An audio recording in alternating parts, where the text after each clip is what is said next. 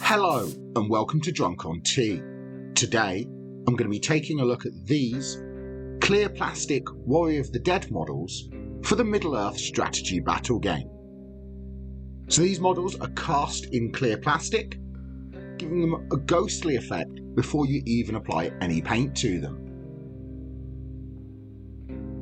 You can see the clear plastic effect here showing through the bottom of the paint job GW have given. So I'm going to see if today these truly are the new fastest army to paint for all of Warhammer.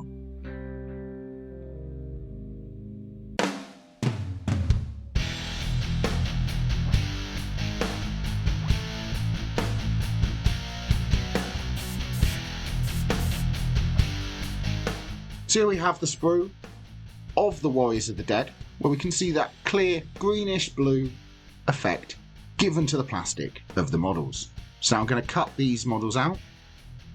This clear plastic is a little bit more brittle than the regular grey plastic. So what's best to do is to cut them a little bit further away from the model than you normally would, leaving a little bit of extra sprue showing on the models.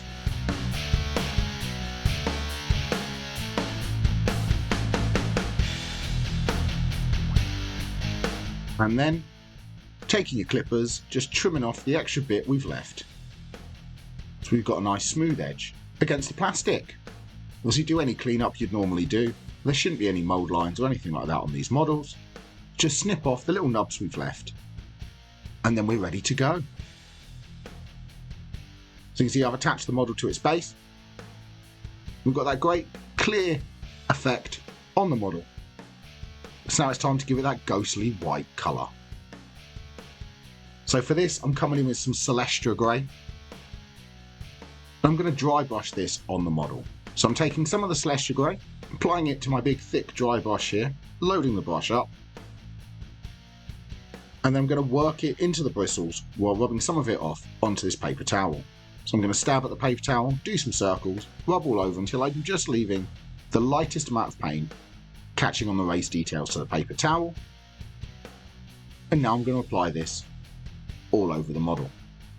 So I'm going to give a light dry brushing of Celestra Grey all over the model, but I mostly want to focus on the upper half of the model. So for this one it's where the armour is and the face and the sword. But for the first pass I'm going to catch all over just to give a little bit of that white effect all over the model. And it's better with dry brushing to build up in a couple of layers rather than coming too heavy on the first pass. So I'm just gently dry brushing what was left of the paint on my paintbrush onto the model. I'm going to slowly build up over a few passes till I get a nice transition from lighter white at the very bottom to a more solid white colour near the top of the model. So as you can see, after a couple of passes it's starting to build up and I'm getting that more solid white colour at the top, but I'm leaving the glowy effect in all of the recesses and around the bottom of the model. So just keep coming through in a couple of passes, building up those layers of Celestra Grey until we get an effect that we're happy with all over the model.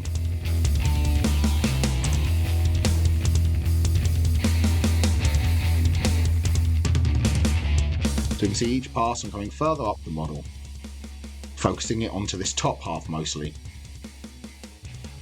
and really building up that Celestra Grey base coat and giving that really nice transition from the clear plastic to the more solid white colour.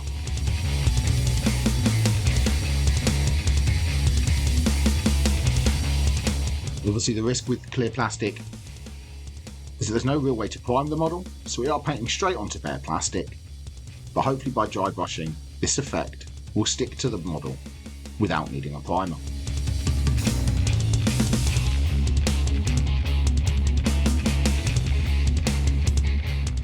And after a couple of passes you can see I've built up that solid Celestra Grey at the top, but leaving a lot of the clear plastic showing through in the lower half of the model, just giving us a nice transition from the clear plastic to the light Celestra Grey.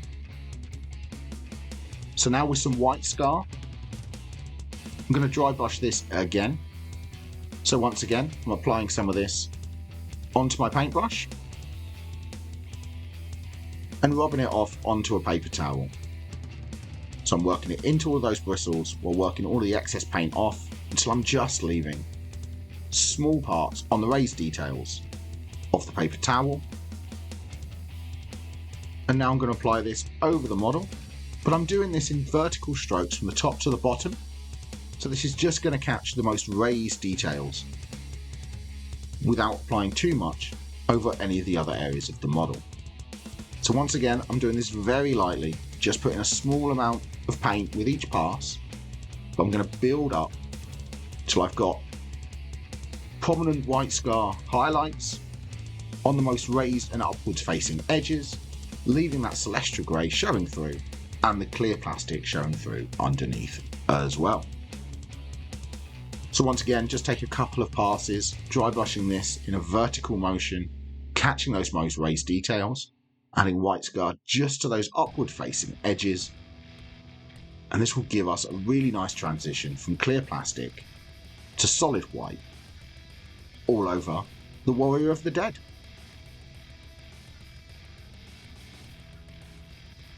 Just take as many passes at this as you need to build up the effect that you want. It's better to go through with multiple passes than come in too heavy with the white scar, where you'll end up just painting an area white, which isn't the effect that we want. So you can see with each time I come across the model, I'm focusing onto a smaller area close to the top, as this will really build up that gradient on the model to a solid white colour on all the top facing parts to the model.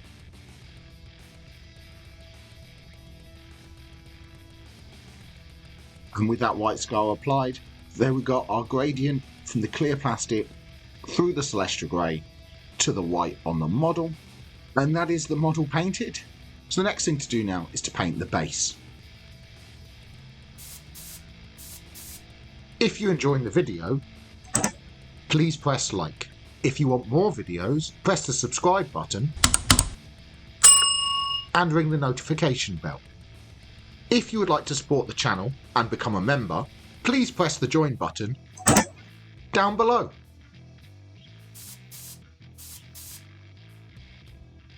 For the base, I'm coming in with Stirland Mud. So I'm going to pick up here on my texture tool. I'm going to very carefully apply this all over the base of the miniature. Obviously you want to be really careful around the clear plastic at the bottom. We don't want to accidentally get some Stirland Mud over that plastic. But just applying some of this texture paste all over the base. This will give us a really good muddy battlefield look with texture, so we can apply some more dry brushing to the base and really make this model look fantastic. So really take your time, make sure you don't get this over any of the model, but just make sure you cover all of the base with a layer of Stirland Mud. And once the Stirland Mud has dried, you can see it's given us that texture all over the base.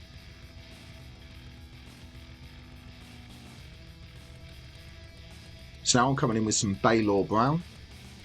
And once again, I'm going to dry brush this, but over the base. So I'm taking some of this, and once again, working it into the dry brush while getting off all of the excess onto a paper towel, so I'm just leaving a fine amount of paint left.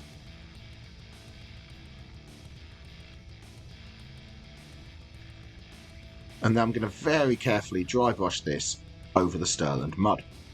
Obviously being really careful around the miniature, don't want to get any of this over our Warrior of the Dead. Do want to catch all of those race details on the base with a light dry brush of Baylor Brown.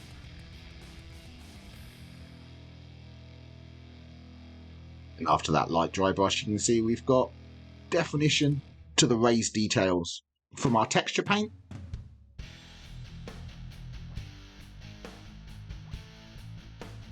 And now with some Rawk flesh, I'm going to dry brush this once again on the base. So I want this to be really light. I'm really working this into my paintbrush and getting all of the excess off onto that paper towel. Making sure I'm just leaving a fine amount of Rawk flesh on the brush. And now I'm just going to lightly dry brush this over the top of the Balor brown. This will give the impression of dried bits of mud on the ground and really emphasise that texture from the Stirland mud.